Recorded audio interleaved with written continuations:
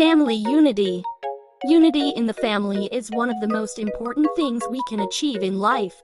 A happy and healthy family is the foundation for a strong and successful society. When we have unity in our family, we create a sense of belonging and support. We become stronger as a team and are more resilient in the face of challenges. We also become more compassionate and empathetic towards others.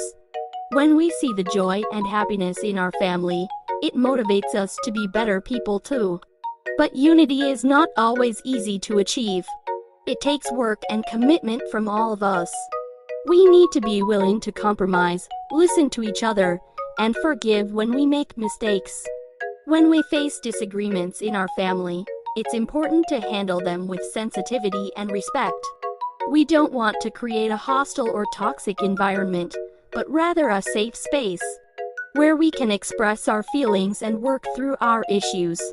Remember, a happy and healthy family is worth fighting for.